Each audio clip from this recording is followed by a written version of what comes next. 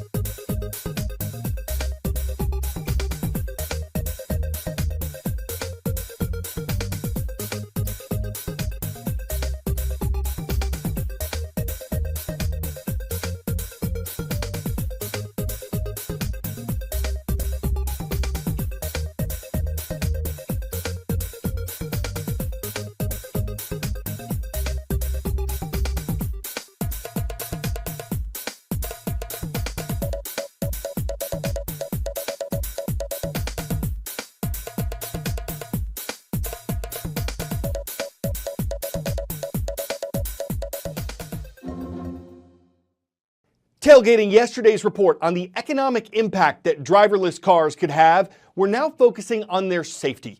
The U.S. Department of Transportation says autonomous vehicles could reduce or even eliminate deaths from car crashes. They'd potentially remove human error from the roads. But the self-driving technology that currently exists has been involved in dozens of accidents, including one that killed the operator.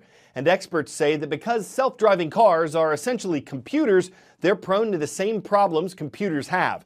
But what would their record be like when everything works as it should? Here we go on our first ride in an autonomous vehicle. It's just me in the car and the robot.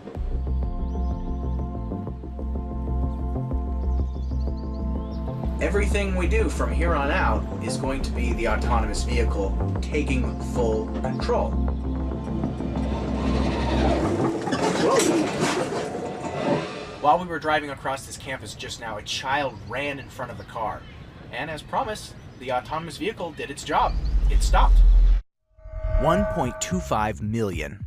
That's the number of people who die in auto accidents every year worldwide. In the United States, more than 40,000 people were killed in accidents in 2016, 6% more than the previous year. It's much worse than all terrorist attacks, and much worse than all plane crashes. And we never really talk about it. I'm on a mission here. When I was 18 years old, I lost my best friend in a traffic accident due to a split-second bad decision. And I felt it was just such a waste. And as a technologist, I felt I gotta fix this. I actually believe with only self-driving cars, there will be no accidents. Cars don't text, they're not distracted, they're not drunk, they pay attention all the time. They're just so much better than people. That's the goal, but how do we get there?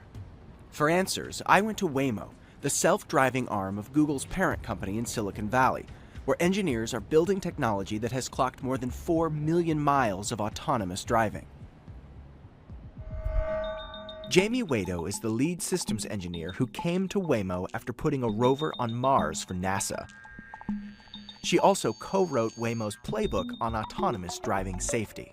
We have layers of safety around the vehicle. We have radars that can see the speed of things, so we know if they're moving or static objects. We have lasers, lidars, that paint a 3D image of the world. They can see a football helmet 2 football fields away, and they can see 360 degrees around the car. And all of that allows us to see things and see them very far away and see them at high resolution to make all of those decisions and understanding about our world. So you can see the things playing out in front of you and you can slow down and respond safely.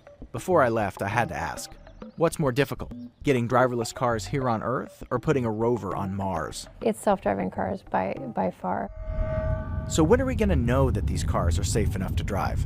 I asked a lawyer who's an expert on that very question. This is one of the really tough questions, not just how safe is safe enough, but how do we know that the vehicle is that safe? How do we know? How will we know? We don't, and we're not sure. I think that there will be a lot of new issues that automation creates, but ultimately, we are ill-served by today's transportation system. We talk about the car traditionally as being this symbol of freedom. You're not free if you're dead. This is the part that really freaks people out. If my car is the one doing the driving, how can I trust it not to kill me?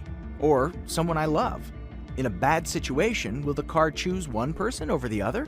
It's a question philosophers call the trolley problem. Picture this. A trolley car is heading down a track toward a family of 5 that are stuck. You can save them by pulling a lever and changing the course of the train, but there's one man stuck on the other track. Is it more ethical to let the family die or sacrifice the one man so they can be saved? What would a car driven by a computer do? It's not that the trolley problem is impossible to come up, it's not, but an error has been made if that were ever to occur. If you're ever in a situation where you're faced with a trolley problem, the car has made a much more serious error. It should have been more conservative so that it was never faced with that situation.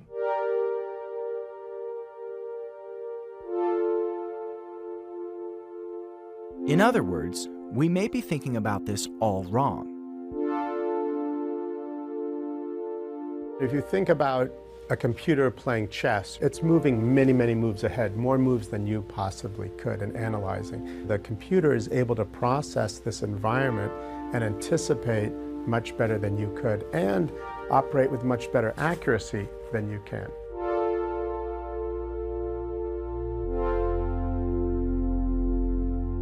We're able to track objects all around the car and detect them with superhuman levels of perception. This, of course, all assumes that the car is in working order. But these cars are computers, after all. And any computer can be hacked.